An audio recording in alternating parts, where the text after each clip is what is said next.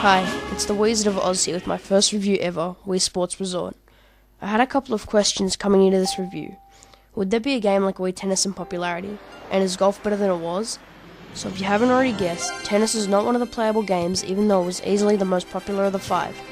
Golf was the worst because the controls were too tight and it was really hard to get a good shot in the hole. These are all the games in order of left to right, top to bottom. Swordplay is the most hyped up in Wii Sports Resort. Everyone was dreaming of what it would be like to be Luke Skywalker or a samurai. Yes, you can do that, and the Wii Motion Plus is put to full power in this game. You have 3 in-games to select: Duel, which is like American Gladiators, and you have to knock the opponent off the stage; Speed Slice, which tests your reflexes and ability to be a samurai; and lastly, but most definitely not least, Showdown, which is pretty much you against the world, and you have to beat all the other Miis. Swordplay is fun, and all you have to do is swing your sword, but it is easy to win if you waggle, which is really annoying and boring. But this is probably the game that was trying to be popular like Wii Tennis.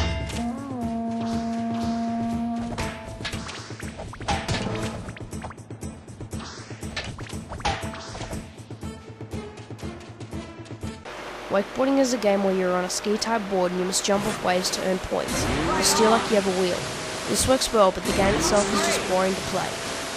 Frisbee is the most underrated game on this list. This is probably because the person who demonstrated it sucked at it. The key to the game is the follow-through, which will almost certainly frustrate the younger gamers. That aside, this is a fun game. Frisbee Dog is where you must throw a frisbee to a target and the dog will catch it. Sometimes if you throw a high throw near the target, the dog will jump and catch it, then performing a trick after. Frisbee golf is like normal golf except with a frisbee. Archery is also quite underrated because everyone thought it lacked excitement. Maybe so, but the ease of controls: hold A to center the bow and pull back with the nunchuck to load up while holding Z. Aim with the Wiimote and then release Z to fire. It may sound complex, but it's not. There are 3 difficulties: beginner, which has a still target; intermediate with a slow moving target; and expert with obstacles and a moving target. I kept trying to improve my score and it was quite addicting. Now I hope I'm not biased here because I play a lot of basketball and follow through is the key to shooting baskets. I'm a very good basketball player, not to boast. I found basketball to be fun because I play it a lot. There are 2 games here to play.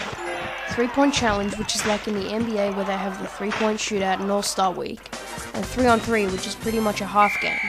I say this because you play offense in the offensive part of the court and defense in the defensive part. Another thing which was annoying was the fact that you couldn't move your character and the computer moved for you. Another game I play is table tennis. I play it occasionally, but I can still put some mean spin on that ball. It reads the cuts, slices and spinners that I like to do just perfectly. There are 2 modes: match, which is obviously a 6-point match against the opponent, and return challenge, which is like we play table tennis except with spin and the cans, which if you hit them you score an extra 3 points. I found this 5 times more enjoyable than the Wii Play version. This was also quite addicting and kept me coming back. Golf is actually not the worst game on this list. It is actually a lot more fun than the old one, and I kept coming back for it a few times. The only problem is that it lacks excitement, but I can still see golf players liking this. There are only different amounts of holes: 3 holes, 9 holes, and 18 holes. You can have the old golf courses and the new golf courses as well. It is quite fun, but definitely not the least of games. I was a big fan of bowling on Wii Sports Resort, and I'd hoped that they'd kept the same controls. Well, they have, and it's back with a new style and the old one. Yes! There are 3 modes: 10 pin, which is like normal bowling; 100 pin, which is 10 pin but it has 100 pins; and spin control, which is slightly different to Wii Sports but with moving stoppers. I actually felt that it was about the same. I found the precise movement of the Wiimote annoying, but at the same time made it harder and more of a challenge to play, which was a good thing. Car Cruising is a game that looked good on paper but didn't deliver when actually playing. The controls use the Wiimote and nunchuck as handlebars to steer, A to accelerate, and flipping the handlebars to boost like on a jet ski. The problem was that the steering was too loose and that there wasn't a race mode. The 2 modes were Slalom, which was a time trial to go through the rings, taking the least amount of time to get to each of them. The other was Versus, but seeing as I've left my second nunchuck at a friend's house, I couldn't test this out. I assume it was average in gameplay. The steering really cripples the game altogether. Canoeing is easily the most boring. Not only is it boring to watch and play, but the controls are just sickening. You use the Wiimote like you were holding a paddle and row, although it didn't read the movements clearly enough and I found I was just going around in circles. Cycling was quite fun actually. I thought it would be a drag but it didn't disappoint much.